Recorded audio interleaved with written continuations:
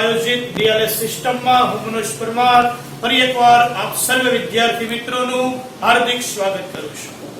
વિદ્યાર્થી મિત્રો, તો અકાઉન્ટમાં આપણે આજે આગળ વધીએ। સ્ટાન્ડર્ડ 11 સબ્જેક્ટ અકાઉન્ટ, જેમનો કોડ છે 154, ચેપ્ટર નંબર 1, લેક્ચર નંબર 11 એટલે કે 11મો લેક્ચર આપણે પહોંચી ગયા છીએ।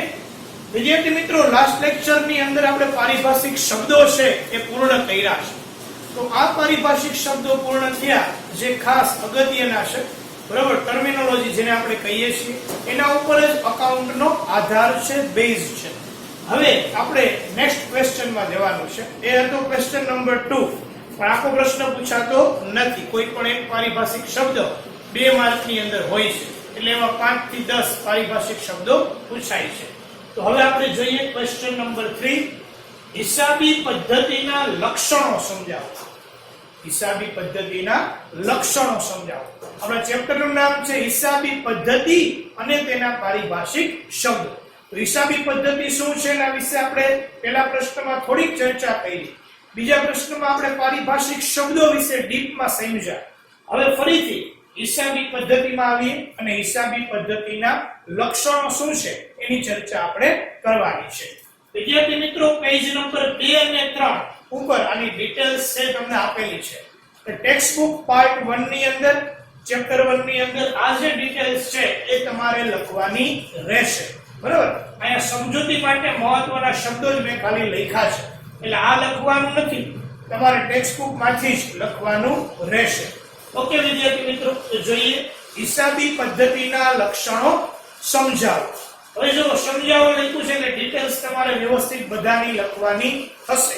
5 માર્કનો પ્રશ્ન છે, 5 માર્કની અંદર પૂછી શકાય છે। સૂત્ર મેં બનાવી દીધું છે જેથી મુદ્દા આપણને યાદ રાખવામાં સરળતા રહે। તો નાફે વ જનીય, નાફે વ જનીય, બરાબર। તો નાફે વ જનીય આવું સૂત્ર છે આપણે આપેલું છે, જેથી કરીને તમને યાદ રાખવામાં સરળતા રહે। ના એટલે નાણાકીય લક્ષણ છે। ફેર એટલે ફેરબદલીના માધ્યમ તરીકે કોણ? તો કે નાણું ફેરબદલીના માધ્યમ તરીકે। વ એટલે વર્ગીકરણ અને વિશ્લેષણ, વ્યવહારોનું વર્ગીકરણ અને વિશ્લેષણ છે। અ એટલે અર્થઘટન છે, વ્યવહારોનું અર્થઘટન। જ એટલે જથ્થાત્મક માહિતી છે, જેને આંકડાકીય માહિતી પણ કહેવાય। ની એટલે નિર્ણયો, આર્થિક નિર્ણયો। અને એ એટલે ઐતિહાસિક માહિતી। તો આવા 7 લક્ષણો છે જેમની ચર્ચા આપણે આ પ્રશ્નની અંદર કરવાની છે। ફરીથી એકવાર વિદ્યાર્થી મિત્રો, અહીંયા જે મેં સૂત્ર બનાવ્યું છે માત્ર તમને મુદ્દા યાદ રહે એટલા માટે જ બનાવેલું છે। તમારે ફેરબુકની અંદર આ સૂત્ર લખવાનું છે પિંક પેનથી, મુદ્દા બધા બ્લેક પેનથી પહેલા લખી નાખવા, પછી એકનું હેડિંગ આપીને એની ડિટેલ્સ છે એ ટેક્સ્ટ બુક માંથી વ્યવસ્થિત લખવાની રહેશે, બરાબર। મહત્વના શબ્દો છે તમે ગ્રીન પેનથી લખી શકો છો અંદર, જેથી આપણને યાદ રહે કે આ મુદ્દામાં આ બાબત આવવી જ જોઈએ। ઓકે, તો નાફે વ જનીય પરીક્ષામાં તમારે આ સૂત્ર લખવાની જરૂર નથી, સીધા મુદ્દા લખવાના થાય છે। ઓકે વિદ્યાર્થી મિત્રો, તો જોઈએ હવે નંબર 1, પેલું છે નાણાકીય લક્ષણ।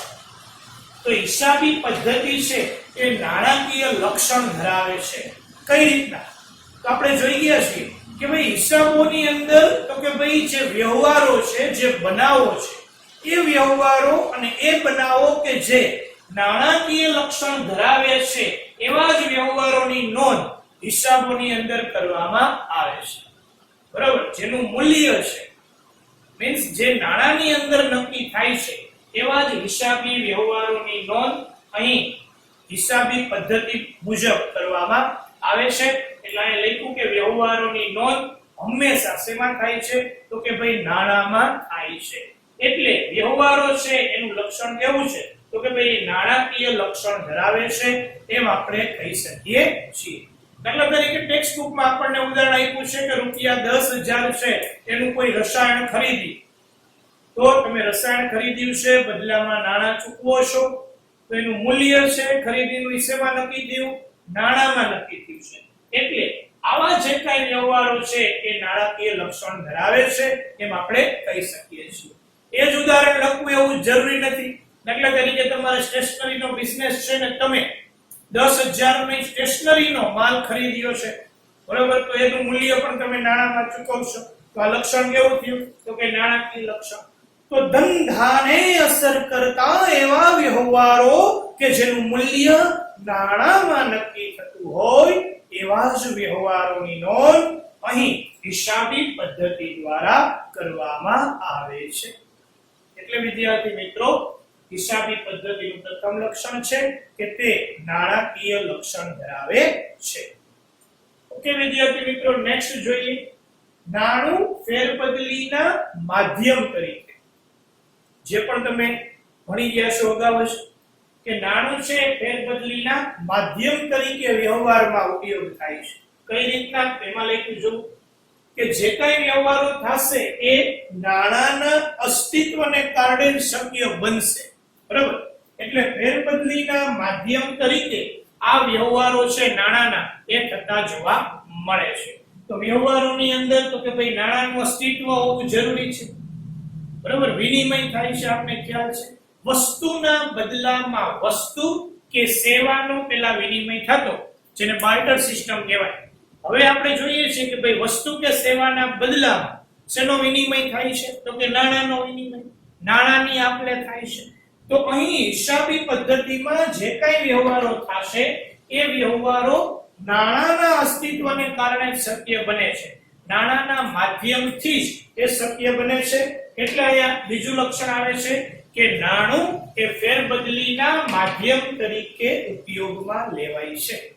એ જ ઉદાહરણને આગળ લઈએ. સપોઝ 10,000 ના રસાયણો ખરીદ્યા છે, બરાબર. તો શું ખરીદ્યું? તો કે રસાયણ એક વસ્તુ થઈ, બદલામાં તમે શું કર્યું? તો કે ભાઈ નાણાની ચૂકવણી કરી છે, બરાબર. તો વસ્તુ એ સેવા ખરીદી અને બદલામાં આપણે નાણાની ચૂકવણી કરીએ છીએ. એટલે કહી શકાય કે નાણું એ ફેરબદલીના માધ્યમ તરીકે અસ્તિત્વમાં આવેલું છે, એનો ઉપયોગ છે એ થાય છે. જો વ્યવહારોની અંદર આ નાણું ન હોય તો વ્યવહારો છે તે આર્થિક વ્યવહારો બની શકે જ નહીં, બરાબર. એટલા માટે આપને ખ્યાલ છે કે આર્થિક વ્યવહારોની નોંધ જ હિસાબોમાં કરવામાં આવે છે અને આ વ્યવહારો છે એ નાણાથી જ અસ્તિત્વમાં આવે છે. તો આ નાણું એ ફેરબદલીના માધ્યમ તરીકે ઉપયોગમાં લેવાય છે.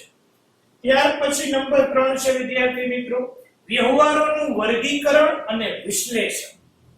ધંધાકીય એકમની અંદર રોજબરોજ અનેક પ્રકારના વ્યવહારો થતા જોવા મળે છે. કેવા વ્યવહાર? તો અહીં આપણે લખ્યું છે બે પ્રકારના વ્યવહારો જનરલી થાય. યાદ કરો, પારિભાષિક શબ્દ નંબર 1 શું હતો? યસ, ધંધાકીય વ્યવહારો. ક્યાં બે ધંધાકીય વ્યવહારો થતા હતા? તો કે રોકડ વ્યવહાર અને બિન રોકડ વ્યવહાર. તો આ રોકડ વ્યવહાર, બિન રોકડ વ્યવહાર એટલે કે ઉધાર વ્યવહાર જેને આપણે કહીએ છીએ, તો એનું વર્ગીકરણ થશે, એનું વિશ્લેષણ અહીંયા કરવામાં આવશે, બરાબર. ઉદાહરણ એ જ યાદ કરીએ તો એમાં આપણે ઉદાહરણ લખ્યું હતું કે ભાઈ ₹5,000 નો માલ રજનીકાંતને રોકડેથી વેચ્યો. તો કેવો વ્યવહાર થયો? રોકડ વ્યવહાર થયો. પછી આપણે એવું ઉદાહરણ લખ્યું કે ₹5,000 નો માલ રજનીકાંતને 10 દિવસમાં નાણાં પરત કરવાની શરતે વેચ્યો. તો કેવો વ્યવહાર થયો? બિન રોકડ વ્યવહાર થયો, ઉધાર વ્યવહાર થયો. નાણાંની આપ-લે અત્યારે થઈ નથી, મીન્સ વ્યવહાર ઉદ્ભવ્યો ત્યારે નાણાંની આપ-લે થઈ નથી. તો આવા વ્યવહારને બિન રોકડ વ્યવહાર કહેવાય છે. તો ધંધામાં જે તે વ્યવહારોનું અહીં વર્ગીકરણ કરવામાં આવે છે કે વ્યવહાર રોકડ વ્યવહાર છે કે બિન રોકડ વ્યવહાર છે. આ વર્ગીકરણ કરી એનું વિશ્લેષણ કરવામાં આવે, એનાલિસિસ કરવામાં આવશે અને એના આધારે પછી નિર્ણયો લેવામાં આવશે. તો વ્યવહારોનું વર્ગીકરણ અને વિશ્લેષણ અહીં કરવામાં આવે છે. વિદ્યાર્થી મિત્રો યાદ કરો વ્યાખ્યા નામાની. તેમાં પણ આપણે જોઈ ગયા છીએ કે જે કઈ વ્યવહારો બને છે એનું વર્ગીકરણ વિશ્લેષણ કરી અર્થઘટન કરવામાં આવે છે અને એના ઉપરથી તારણો કાઢવામાં આવે છે. તો એ જ વ્યાખ્યા ઉપરથી એના લક્ષણો ફલિત થતા હોય છે, એટલે કે જોવા મળતા હોય છે. તો જોઈએ હવે વ્યવહારોનું વર્ગીકરણ અને વિશ્લેષણ. ત્યાર પછી આવે છે નંબર 4 વ્યવહારોનું અર્થઘટન. વિદ્યાર્થી મિત્રો, કોઈ પણ માહિતી હોય એ માહિતી તો જ અસરકારક બને જો એ માહિતીનું યોગ્ય અર્થઘટન થાય. તો અહીં આપણે અર્થઘટન કરવાનું છે. વ્યવહારોનું અર્થઘટન કઈ રીતના થાય છે તો આપણે જોઈએ કે હિસાબી પદ્ધતિમાં અનેક નિયમો છે, સિદ્ધાંતો છે. એમનો હિસાબો લખવામાં નથી આવતા. એ નિયમો એ સિદ્ધાંતોના આધારે હિસાબો લખાય છે. એટલે કે હિસાબી પદ્ધતિમાં નિર્ધારિત નિયમો છે, નક્કી કરેલા નિયમો છે અને આ નિયમો આ આંકડાઓને આધારે જ હિસાબી પદ્ધતિની અંદર વ્યવહારો છે એ લખાતા હોય છે. તો અહીંયા વ્યવહારોનું અર્થઘટન કરવામાં આવશે કે કયા પ્રકારના વ્યવહારો છે એ હિસાબી પદ્ધતિની અંદર નિર્ધારિત કરેલા નિયમો અને આંકડાના આધારે કરવામાં આવશે. તો આમ વ્યવહારોનું અર્થઘટન થાય છે કે આ શું કહેવા માંગે છે. ઉદાહરણ આપણને ટેક્સ્ટ બુકમાં ધારો કે બ્લડ પ્રેશર નું આપ્યું છે, બરોબર ભાઈ. સુગર ચેક કરવું હોય, બીપી ચેક કરવું હોય, એટલે બ્લડ પ્રેશર છે ચેક કરવું હોય તો એનું માપ આવે કે ભાઈ આટલાથી આટલા છે ત્યાં સુધી તો કે ભાઈ નોર્મલ છે, બરોબર છે. તો એના આધારે તમે શું કર્યું કહેવાય અર્થઘટન, બરોબર. જો માપ છે એ અર્થઘટન માટે ઉપયોગી છે તો એમાં સિદ્ધાંતો નિયમો એ અર્થઘટન માટે ઉપયોગી પુરવાર થાય છે. ત્યાર પછી વિદ્યાર્થી મિત્રો નંબર 5 આવે છે જથ્થાત્મક માહિતી, જેનું બીજું નામ છે આંકડાકીય માહિતી. વિદ્યાર્થી મિત્રો, હિસાબી પદ્ધતિની અંદર જે કાંઈ વ્યવહારો, જે કાંઈ હિસાબો લખવામાં આવે છે એ એક સાથે લખવામાં આવશે અને આંકડાકીય માહિતીના સંદર્ભમાં લખવામાં આવશે. એટલે જથ્થાત્મક માહિતીને બીજા શબ્દોમાં શું કહેશું? આંકડાકીય માહિતી જ કહેશું. એક માર્કમાં પૂછી શકે છે. આની એક જ વાક્યમાં ડિટેલ્સ છે, બુક્સમાં તમને આપેલી છે, એ જ મુજબ તમારે લખવાની છે. તો જથ્થાત્મક માહિતી એટલે આંકડાકીય માહિતી, બરોબર છે. કે જે કઈ માહિતી વ્યવહારોની ઉપલબ્ધ થઈ છે એને આંકડાના સ્વરૂપમાં હિસાબોમાં દર્શાવવામાં આવશે. એટલે એ માહિતીને આપણે કેવી કહેશું? જથ્થાત્મક માહિતી. ઓકે. ત્યાર પછી વિદ્યાર્થી મિત્રો આવે છે નંબર 6 આર્થિક નિર્ણય. જુદા જુદા આર્થિક નિર્ણયો છે એ હિસાબી પદ્ધતિની અંદર લેવામાં આવે છે. કઈ રીતના તેની વાત કરીએ કે ભાઈ જુદા જુદા પક્ષકારો દ્વારા જે તે ધંધાકીય એકમ માટે ના નિર્ણયો છે લેવામાં આવતા હોય. ધંધાને અનેક પક્ષકારો છે અસર કરતા હોય. ક્યાં ક્યાં પક્ષકારો? તો કે ભાઈ દેવાદારો છે, લેણદારો છે, શેર હોલ્ડરો છે. આ બધા પક્ષકારો છે ધંધાકીય એકમોને અસર કરે છે. તો લેણદાર કોને કહેવાય? એ આપણે પારિભાષિક શબ્દમાં જોઈ ગયા છીએ કે જેની પાસેથી આપણે ઉધાર માલ ખરીદ્યો હોય એ આપણો શું છે? લેણદાર છે. જેને આપણે ઉધાર માલ વેચ્યો હોય એ આપણો શું છે? દેવાદાર છે.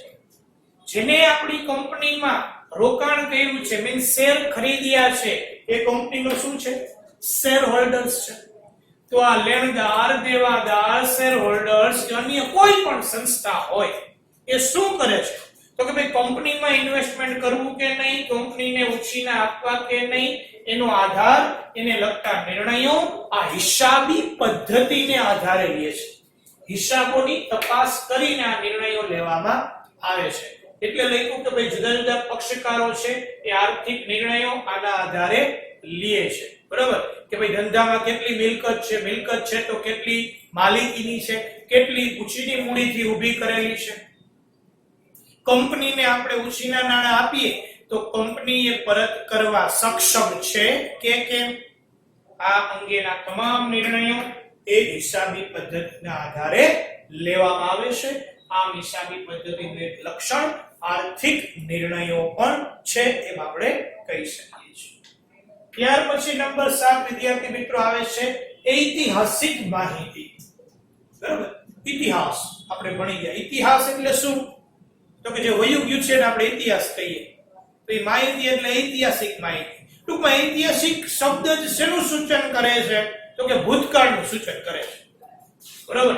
એટલે અહીંયા લખ્યું છે જો કે અહીંયા જે કઈ વ્યવહારો કે જે કઈ બનાવો નોંધવામાં આવે છે એ વ્યવહારો કે બનાવો ઓલરેડી ભૂતકાળમાં થઈ ચૂક્યા છે. ભૂતકાળ એટલે ગઈકાલ છે એ ભૂતકાળ જ કહેવાય, બરાબર. ટૂંકમાં ઓલરેડી વ્યવહાર થઈ ગયો છે, એ જ વ્યવહારોની નોંધ આયા થાય. જે થવાનો છે એવા વ્યવહારની નોંધ ન થાય, કારણ કે એનો કોઈ પુરાવો નથી, હજી થાય જ એવું જરૂરી નથી. તો હિસાબી પદ્ધતિની અંદર ઐતિહાસિક માહિતી દર્શાવવામાં આવે છે, એટલે કે જે કાંઈ વ્યવહારો, જે કાંઈ બનાવો ભૂતકાળમાં થઈ ચૂક્યા છે એ વ્યવહારો, એ બનાવોની નોંધ અહીંયા હિસાબી પદ્ધતિની અંદર કરવામાં આવશે. તો આ માહિતીને આપણે કેવી માહિતી કહેશું? ઐતિહાસિક માહિતી તરીકે ઓળખવામાં આવશે. તો ઐતિહાસિક માહિતીમાં તમારે આટલું છે એ લખવાનું રહેશે. ઓકે વિદ્યાર્થી મિત્રો, હવે ધ્યાન આપજો ખાસ. ઐતિહાસિક માહિતીમાં તમને બીજો પેરેગ્રાફ આપ્યો છે, એ ખરેખર છે એ પ્રક્રિયા છે હિસાબી પદ્ધતિ. એટલે બીજો પેરેગ્રાફ અને બાજુમાં એક ચાર્ટ દોરેલો છે, બરાબર, રાઉન્ડ શેપમાં. એ ચાર્ટ અને પાછલું પેજ છે, ચોથા નંબરનું પેજ, એના ઉપર પણ ચાર્ટ છે. એ તમારે દોરવાનો નથી, કારણ કે નેક્સ્ટ ક્વેશ્ચનમાં આવશે. તમારે ત્રીજા પેજ ઉપર ઐતિહાસિક માહિતીનો એક પેરેગ્રાફ છે ત્યાં સુધી જ લખવાનું છે, ત્યાં પ્રશ્ન પૂરો થાય છે, બરોબર છે. એટલે ખાસ ત્યાં સુધી જ લખવાનું છે, એટલે ઐતિહાસિક માહિતી કમ્પ્લીટ થઈ જાય છે. ઓકે વિદ્યાર્થી મિત્રો, તો તમારે ફરીથી કહી દઉં છું, ક્વેશ્ચન નંબર 3 લખવાનો છે, પેજ નંબર 2 અને 3 ઉપર છે.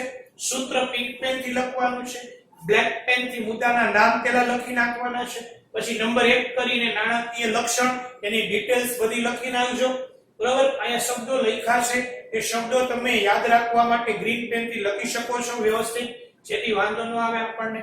અને 7મા મુદ્દાની અંદર પહેલો જ પેરેગ્રાફ, ત્યાં સુધી તમારે આ પ્રશ્ન કમ્પ્લીટ કરવાનો રહેશે. તો thank you very much for watching this video.